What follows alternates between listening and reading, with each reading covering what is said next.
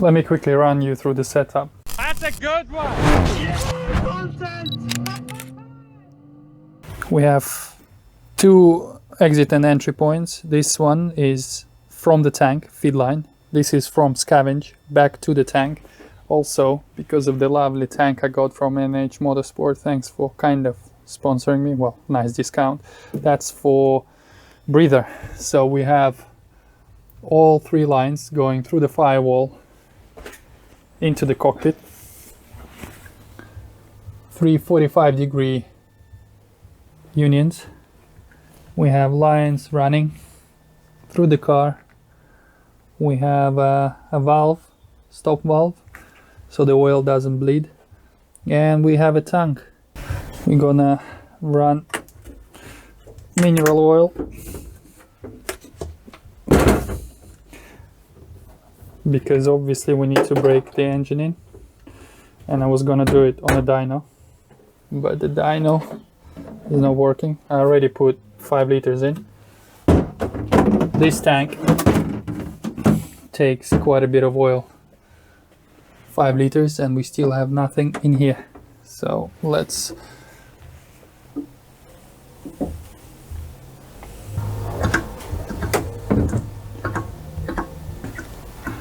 as far as I know, it should be just over halfway. Maybe a good idea to check the leaks first. After all, I was the one who fitted everything. Yeah, can't see anything. So we open the valve, and theoretically all the oil starts going down very slowly. How do you test the dry sump pump and whether we have oil pressure and whatnot? Like this.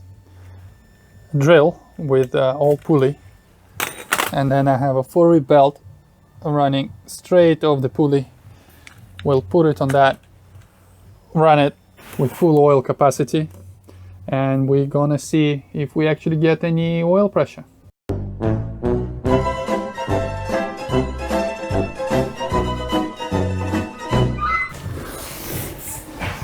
I believe the Clio engine runs anti-clockwise, so if it's going that way, it means the pulley needs to go this way. Correct. I also have a clear tube on the oil feed line, which is supposed to go for the sensor, so we'll be able to see if the oil actually gets there. Here goes nothing.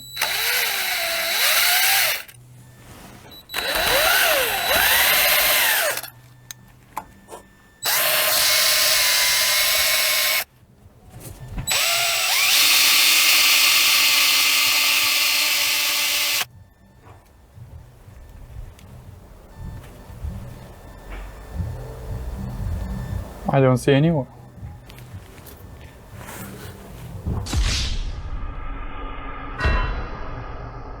Hey, don't forget to subscribe to my channel. Click that like button and that bell icon as well so you don't miss anything. Also, if you want to support my channel, why not buy one of my hoodies? The job I was dreading to do, wiring. Well, actually, not dreading to do. It was just quite enjoyable to make my own harness.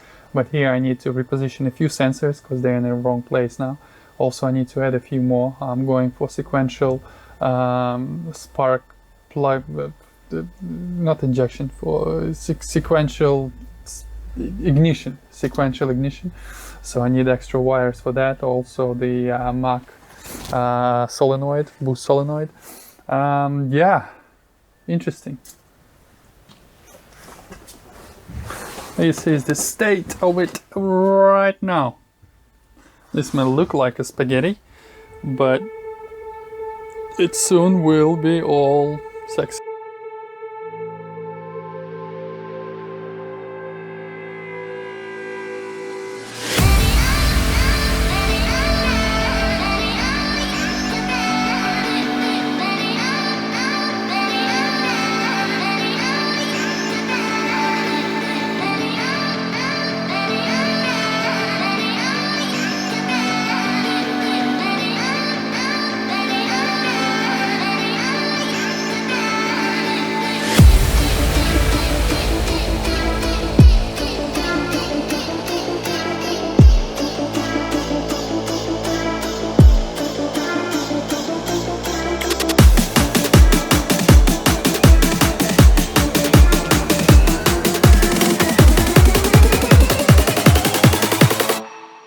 So I almost rewired the whole car again.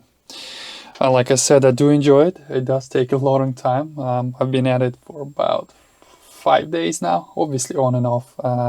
But I just wanted to show you something really cool. I absolutely love using those solder-on shrink connectors. They are amazingly easy to use. They make watertight seal very strong. I actually tested it. You solder 2 wires together and then a hanging weight of it, and it was holding 10 kilo lead weight easy on just a 22 gauge wire. So yeah, it's good. I'll leave a link in the description to Amazon listing where I buy it from. Not many people know them because I've seen quite a few videos online where people still twist wires together, then solder them on, and then, you know, tape them. I mean, please, you don't need that. You just cut, put them, heat them up, and it'll shrink around it with a little soldering inside. So it's perfect. Yeah, so right now I'm just finishing the new harness for wireless steering wheel control. Obviously we need power and stuff like that, and then 8 buttons just go back to the dash, and they replicate the function that the PDM, CarTech PDM does. Those are extension wires for power steering. And in here, obviously it's a mess, but this is just work in progress. But the good thing is this is done. As you might remember, there was 2 thick wires, so I kind of separated them, made less plugs. This one goes to the dash, dirge connectors and everything, dash and gauges and stuff like that, and this will go under the dash in here, nice and neat. And we have those connectors, dirge connectors from the PDM, basically for the wireless system. Everything here kind of stays the same. Obviously we'll tidy it all up, and yeah, looking sexy. Have you ever wondered why on all of those race car builds or whatever projects they never show you wiring? I wonder why. Because it bloody takes the bloody ages and it's boring as hell to film.